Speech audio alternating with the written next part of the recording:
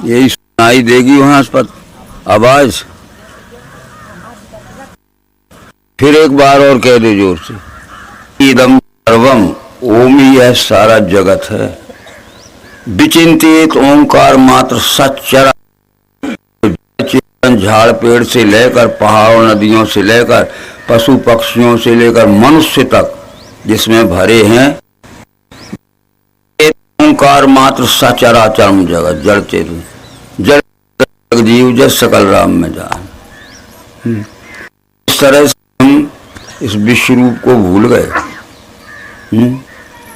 एक प्रसंग आता है आज का जो हमारे सबके भाइयों को, हमारी बहनों को भी समझना जरूरी है। वो ध्यान से, क्योंकि ज्ञान हम समझने के लिए आए हैं, केवल समय काटने के लिए नहीं आए। जब भगवान श्री कृष्ण जी की शादी रुक्मणी से हो गई तो हमें गोपाल रुक्मणी तो यहीं मिल गए मिल गए कि नहीं? गोपाल रुक्मणी मिल गए, पर उनके परिवार जो निर्मल हैं, देवी का क्या नाम है, अंजना, वो भी मिल गए। तो रुक्मणी जब विवाह होके शिशुपाल से बचा ली गई, कल सुना होगा आपने, तो शिशुपाल से उसके पिता रुक्मपाद और रुक्मी भाई शादी जबरदस्ती करना चाहते थे। उसने हर प्रकार का प्रयत्न किया कि मैं नहीं कराऊंगी, जबरदस्ती करोगे तो जाने के पहले आत्महत्या कर लूंगी। श्री कृष्ण ने बचा लिया, बड़ा युद्ध हो गया, उसमें कटे बड़े लोग, पर बच गई रुक्मणी। जब विवाह हो गया श्री कृष्ण जी से, तो एक दिन रुक्मणी श्री कृष्ण के पास बैठी थी। इसमें भागवत के 10वें स्कंद के 60वें अध्याय में लिखा है, एक दिन रुक्मणी भगवान श्री कृष्ण के पास बैठी थी, जिन्हें गोपाल भी कहते हैं। कहते नहीं अपन कि छोटी छोटी गऊएं, छोटे छोटे ग्वाल, छोटे से हैं मेरे मदन गोपाल। रुक्मणी ने पूछा कि आपकी प्रतिमा बनाकर पूजते हैं लोग, फोटो को पूजते हैं, क्या सार होगा उससे? इसमें पढ़ लेना है, आप लोग खुद पढ़े लिखे हो। तो कृष्ण ने कहा कि मेरी प्रतिमा या फोटो रख ले हो तो हर्ज नहीं है, पर मेरे ज्ञान ही मेरी फोटो है। जो ज्ञान मैं देता हूं उस ज्ञान से समझो, ज्ञान से सभी कर्म अर्पण करना मुझे, निराश निरहंकार अशोक बन के लड़ो अर्जुन।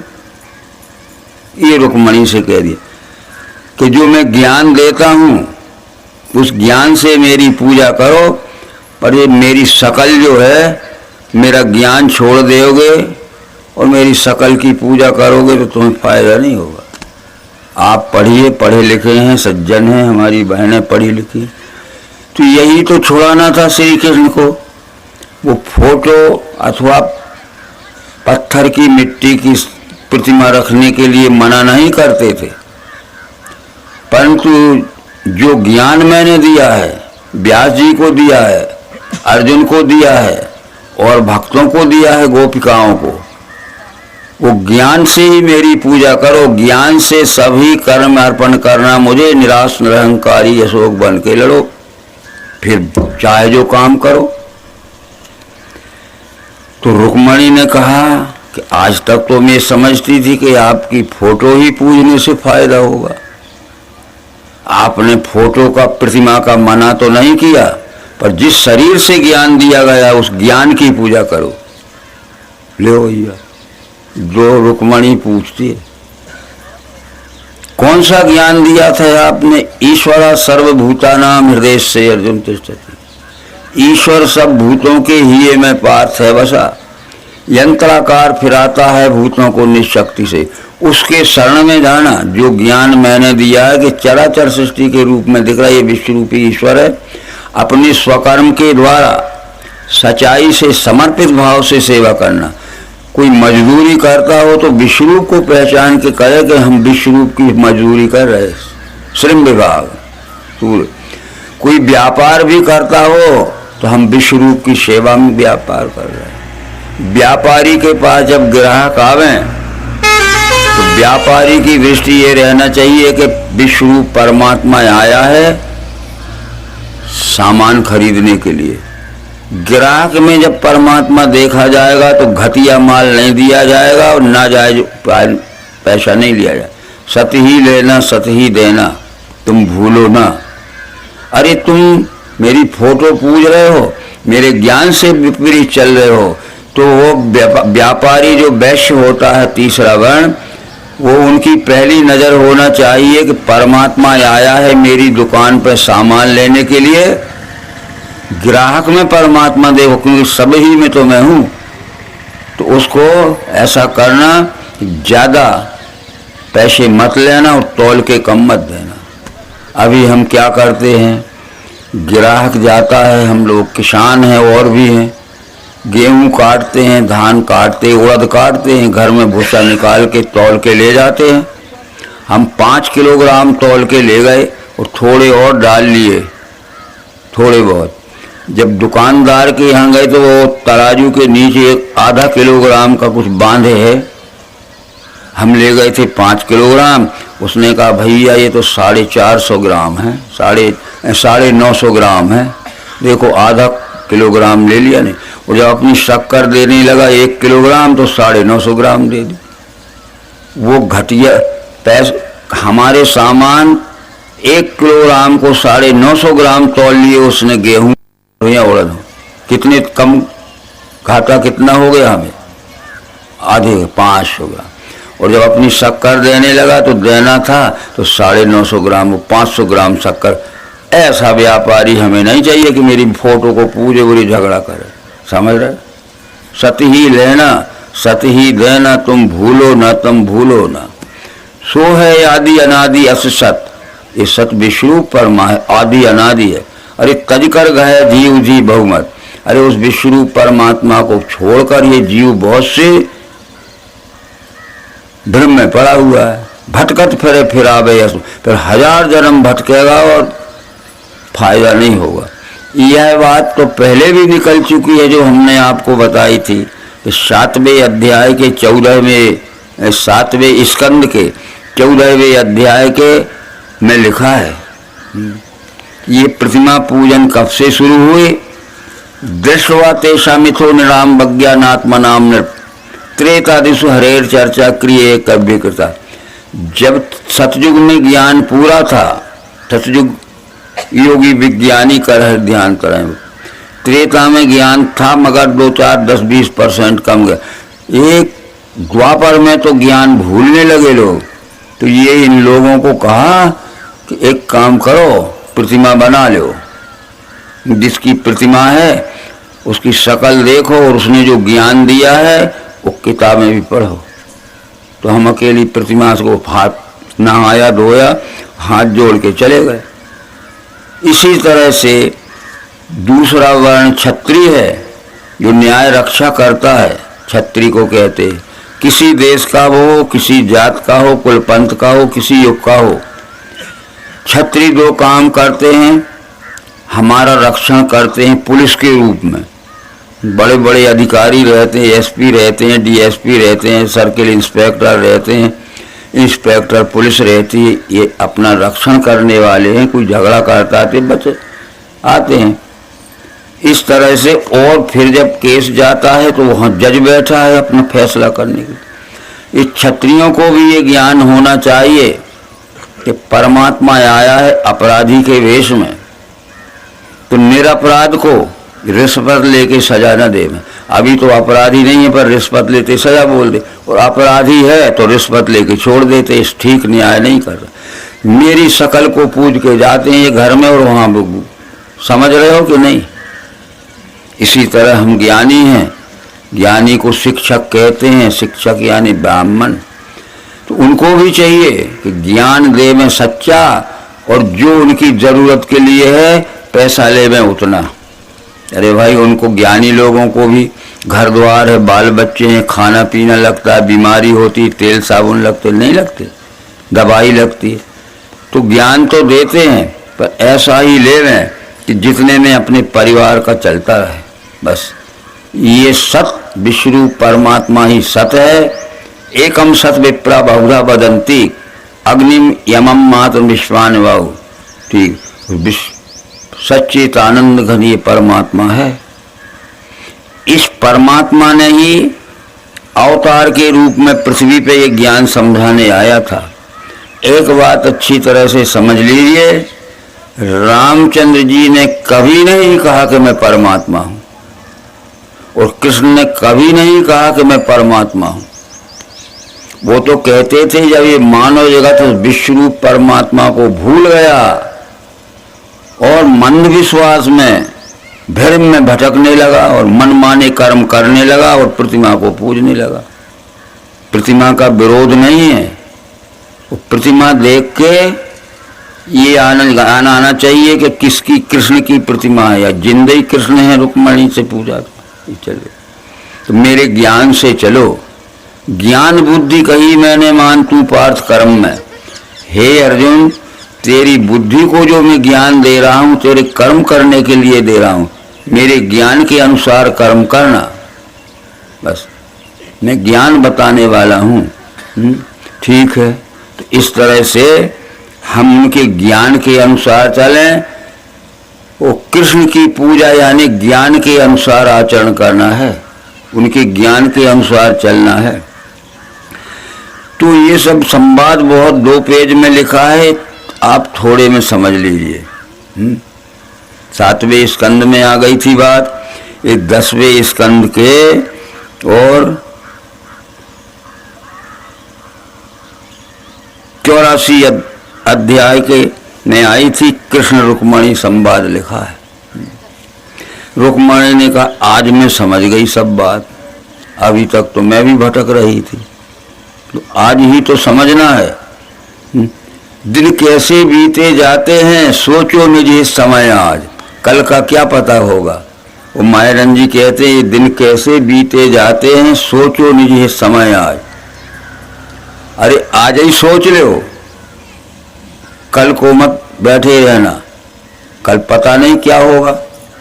आगाह अपनी मौत से कोई बशर नहीं, सामान 100 वर्ष का पल की खबर नहीं। हम 100 वर्ष के लिए सामान इकट्ठा करते हैं और करते करते कमी रह जाती है तो कुछ लिस्ट बना के सिलाने लग रहे हैं, कल सवेरे ये सामान ले आएंगे और रात को हार्ट फेल हो गया, क्या हो गया भाई। अरे दिन कैसे बीते जाते हैं सोचो निज समय आज, कल के लिए मत काल करे सो आज कर, आज करे सो अब, तो पल में प्रलय होता फिर करेगा कब। क्या था संवाद किसका? रुक्मणी ने कृष्ण जी से पूछा। मैंने कह दिया कि ईश्वर सब भूतों के ही में पार्थ है बसा, व्याप्त है समसर्वत्र परमात्मा यह देख के, व्याप्त है समसर्वत्र सब संपूर्ण सर्वत्र, जहां तक आंख की नजर जाती है परमात्मा ही समान भाव से व्या है। रामायण में लिखा है व्यापक विश्व रूप भगवाना ते धर देख चरित कृतनाना। विश्व में व्यापा हुआ विश्व का रूप ही विश्व रूप भगवान है, वो अनेक प्रकार के स्वरूप धारण करके अपना काम कर रहा है। जो है तो जब ज्ञान का समय आता है तो ज्ञानी बन जाता है, जब लड़ाई का समय आता है तो क्षत्रिय बन जाता है, और व्यापार का समय आता है तो व्यापारी बन जाता है वैश्य, और सेवा का समय आता है तो वो सेवक भी बन जा रहा है। मेरी तरफ देख ले रुक्मणी, मैं चारों काम करता हूँ। अभी मैं महाभारत युद्ध के बीच में खड़ा हूँ और तू कह रहा है कि मैं युद्ध नहीं करूँगा, युद्ध छोड़ के भाग जाऊँगा भीख मांगने के लिए। तो दोनों तरफ सेना खड़ी है, हथियार चमक रहे हैं, मारो मारो चिल्ला रहे, पर तू भाग रहा था भीख मांगने के लिए, तो वो लड़ाई की बात छोड़ के मैं तुझे ज्ञान दे रहा हूँ। तो तू जाएगा तब भी ये मरेंगे, अगर तू छोड़ के भाग जाएगा तो युद्ध मुझे भी करना, अभी ज्ञान भी दे रहा हूँ और तू जाएगा तब भी ये मर, तू युद्ध छोड़ के भाग जाएगा तब भी मुझे मारना पड़ेंगे। और न ये ज्ञान का समय आया न युद्ध करने का समय आया, तो मेरे घर में गायें बनी हैं, गोपाल हूँ मैं, वो गायें चराने जंगल में चला जाऊँगा। जैसे कहा 2 दिन में समझाए, तो फिर ज्ञान देने का भी समय नहीं है, कोई तिथि नहीं है, लड़ने का भी नहीं है, तो फिर गायें कौन चराएगा। अच्छा, नौकरानी बीमार हो गई और गायों ने, मेरे घर में हजारों गायें हैं नंद बाबा के यहाँ, कितना गोबर करती होंगी तो मैं गोबर समेट के भी कंधे थोपूंगा। पूर्ण पुरुष है कृष्ण, याद रखो। पूर्ण पुरुष, पूर्ण पुरुष का नाम है जो छोटे से छोटे काम करने में शर्म नहीं मानता है, बड़े से बड़ा काम कुशलता से कर सकता है। हम तो भैया ये झाड़ू लगाने में शर्म लगेगी, इसी को बुलाएंगे तुम लगा दे, वो कहे मेरी तबीयत खराब है, अरे लगा दे फिर सो लइए।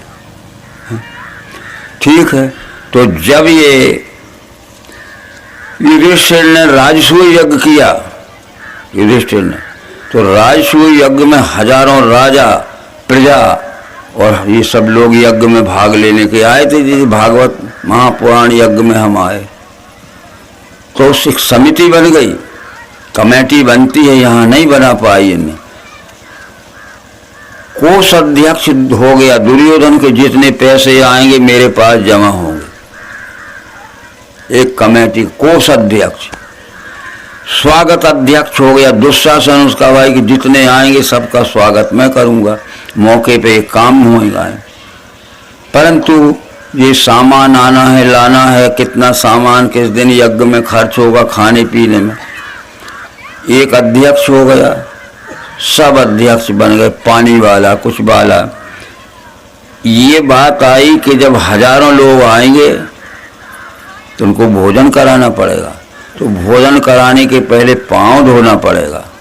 और वो पत्तलों पे बैठेंगे, उनको खाना खिलाने की देख रेख करना पड़ेगी। और पत्तलें छोड़ छोड़ के भाग जाएंगे तो पांव कौन धुलाएगा और उनकी ड्यूटी पत्तलें कौन फेंका। कोई नहीं बोला, बड़े बड़े ज्ञानी बैठे थे, कोई नहीं बोला। अरे युधिष्ठिर तो यज्ञ करते रहे थे, राजसूय यज्ञ, नहीं बोले। उनको अर्जुन भी नहीं बोला। युधिष्ठिर अर्जुन को कहना था कि कोई नहीं बोलेगा तो हम फेंकेंगे पत्तलें और पांव धुलाएंगे, इंतजाम कर। तब कृष्ण ने खड़े होकर कहा कि इस काम में शर्म क्यों मानते हो, मैं पांव धोऊंगा और पत्तलें फेंकूंगा। बोले वो युधिष्ठिर समझते थे कि मैं राजा बनने जा रहा हूं राजसूय यज्ञ में। अर्जुन समझते थे कि मैं उनका सहयोगी बनूं। ये बिल्कुल नहीं बोले। क्यों नहीं बोलना था जब वो काम करवा रहे थे यज्ञ? तो कृष्ण बोले आधा घंटा तक चुपचाप रहे लोग। अरे हमसे पत्तलें फेंकवाओगे, हमसे पांव धुलवा, ऐसा मन में सोचते। तो कृष्ण ने कहा कि भैया पांव मैं धुलाऊंगा और पत्तलें मैं फेंकूंगा। तो छोटे से छोटा काम करने में जो शर्म नहीं मानता है, और बड़े से बड़ा काम, इतना बड़े अवतार का काम, विश्वरूप दर्शन कराने का काम जो कृष्ण करता, तब उसे क्या कहते हैं?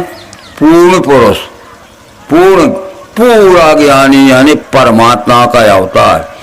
अब कृष्ण जी ये नहीं कह रहे कि मैं परमात्मा हूं, वो तो कह रहे हैं व्याप्त है सम सर्वत्र परमात्मा, यह देख के, मुझे देख के नहीं, व्याप्त है सम सर्वत्र परमात्मा यह देख के फिर आत्म प्रेम नहीं त्यागे वो पावे परम गति।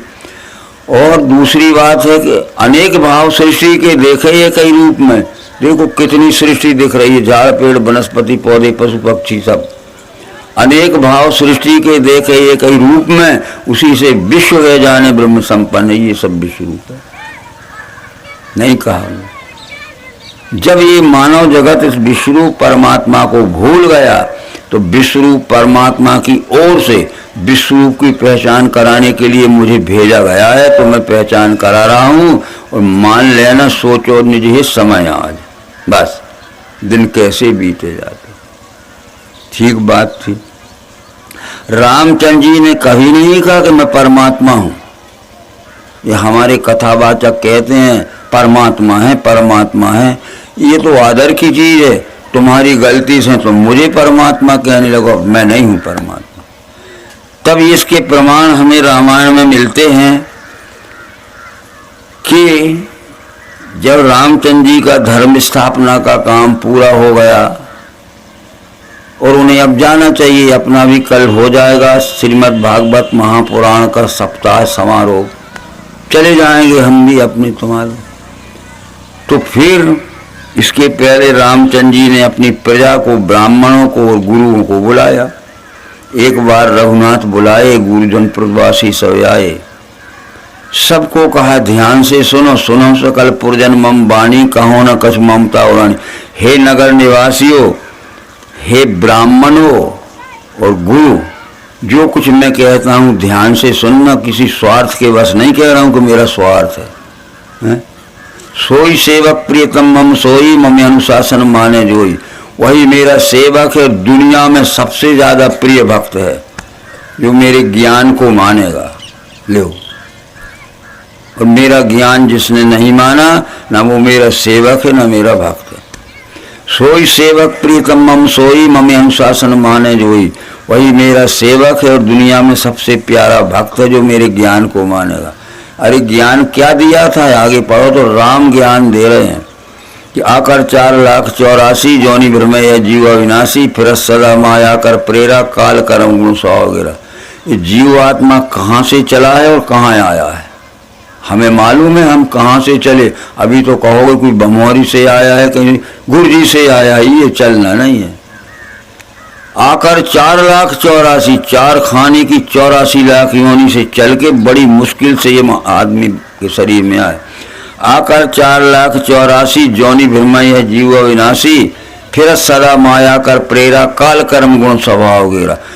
कब हुक कर करुणा नरदेही देती इस विनहेत से। जब ईश्वर को दया आ जाती है तब ये ईश्वर जीवात्मा को मनुष्य शरीर में जन्म देता। राम ने ये नहीं कहा कि मैंने जन्म दिया है। आकर 4,84,000 जोनि भ्रमय है जीव अविनाशी, फिर सदा माया कर प्रेरा, 1000 जन्म लुटता कुटता मरता उठता भोगता है। तो कब मुख कर करुणा नर देही देत ईश विनते ने।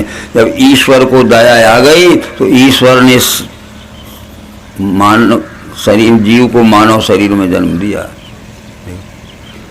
और दूसरी बात भी रामचंद्र जी ने एक और कही कि जब राम रावण का युद्ध हो रहा था तो राम घबरा गए कि रावण पर ये विजय नहीं पा सकती और न सीता वापस मिलेगी और न अयोध्या में कब मुंह बताने जाऊंगा। रावण रथी विरथ रघुवीरा, देख विभीषण भव अधीरा। रावण रथ पर बैठ के लड़ रहा था, राम नंगे पांव लड़ रहे थे धरती में। विभीषण को भी दुख हो गया कि अरे महाराज विजय कैसे होगी, वो तो रथ पे बैठ के लड़ा, हथियारों का गट्ठा रखे, तुम थोड़े से धनुष बाण ले और धरती में नंगे पांव लड़ रहे। तो रामचंद्र जी ने समझाया, विभीषण तुम समझते नहीं हो, तुम मेरे साथ रहते हो समझते नहीं हो, जैसे हम लोग साथ रहते समझते नहीं। मेरा रथ बहुत बड़ा है, अजय रथ है, सूरज धीरज तीरथ चाका, सत्यशील दृढ़ पताका, बल विवेक दम परहित घोड़े, क्षमा कृपा समुतारा जो जोड़े। ईश भजन सारथी सुजाना, मैं ईश्वर का भजन करता हूँ, वो मेरा सारथी है, मैं ईश्वर नहीं हूँ। मैं दिन रात ईश्वर का भजन करता हूँ, वो मेरा सारथी है। बताओ, पढ़ो राम। अब अकल नहीं है तो ईश्वर को कैसे पहचानो, अकल नहीं है तो कृष्ण समझाना चाहे राम समझावे समझ में आएगा नहीं। इसलिए वेदों में लिखा है, रामायण में, इसमें भागवत महापुराण में लिखा है कि गुण 3 होते हैं। सत्य गुण निर्मल गुण होता है, बुद्धि प्रधान होता है? सत्य गुण जानता है, जो उसको बताया वो जान लेता है। रजोगुण मानता है, जानता नहीं है कि हाँ सब में ईश्वर है। और तमोगुण जो है वो न जानता है न मानता है, उसके सामने सिर मत पटकना। समझ गए भैया? सत्य गुण जानता है, वो जानता है तो जान पहचान करा देता है, जो जाने ते ही दे जनाई, जानत तुम्हें तुम्हें हो जाए।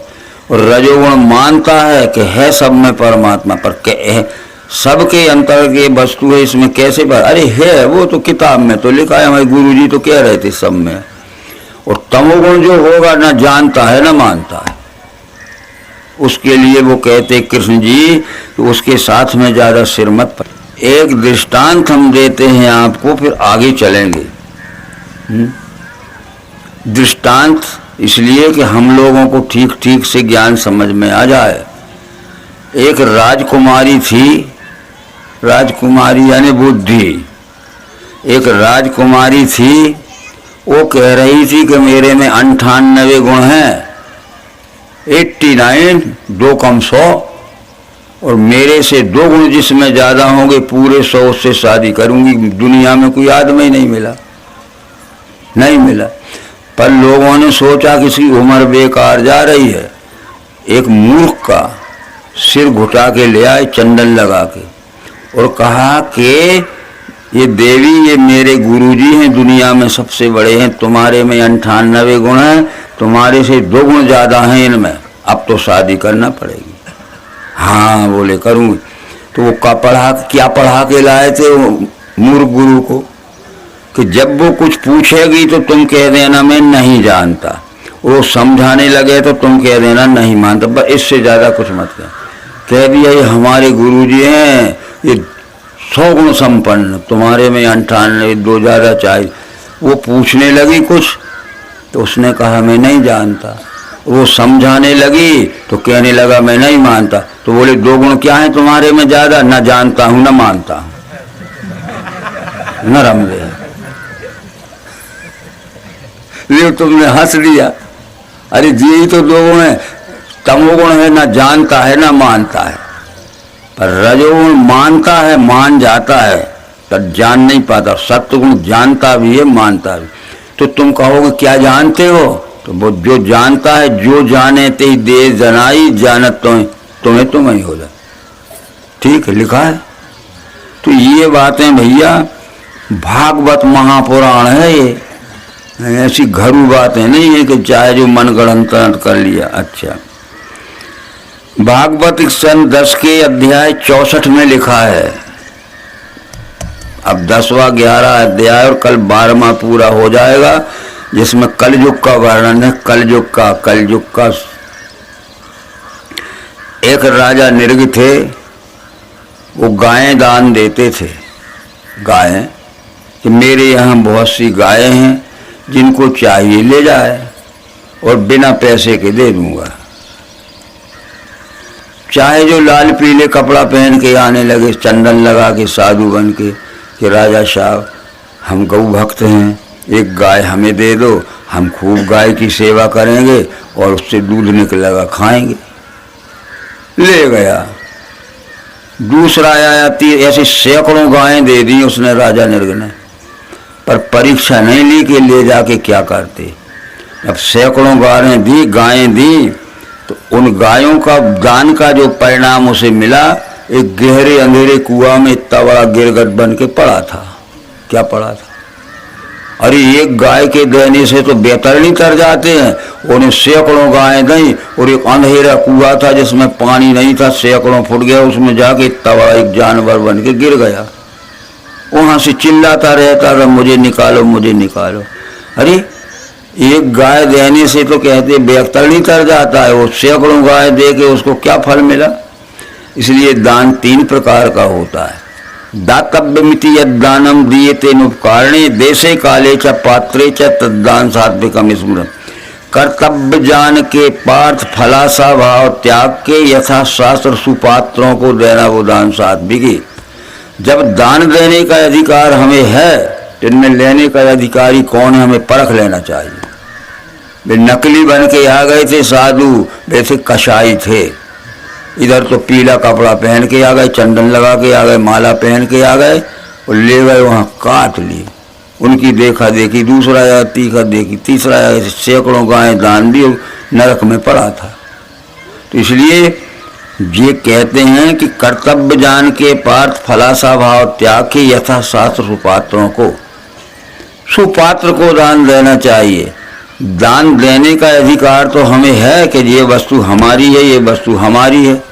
जो वस्तु हमने चोरी से नहीं लाए हैं, रिश्वत से नहीं लाए हैं, हमने खुद ईमानदारी से कमाई है, तो अपने अधिकार की कमाई हुई वस्तु का दान देने का अधिकार हमें तो है कि नहीं।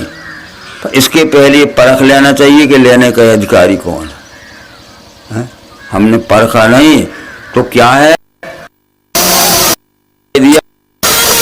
शांति देने वाले को भी नरक में जाना पड़ेगा। क्योंकि गाय तो तुमने दान में दी सैकड़ों, और कसाईयों ने काट काट के थी, तो कितना पाप लगा उसको। सैकड़ों गायों की गौवध का तो वो पड़ा था 100 फुट गहरे में। जानवर चिल्ला रहा था। हजारों महात्माएं आए कि मुझे निकाल ले निकाल ले, बोले इतना वजनदार था कि वो निकला ही नहीं।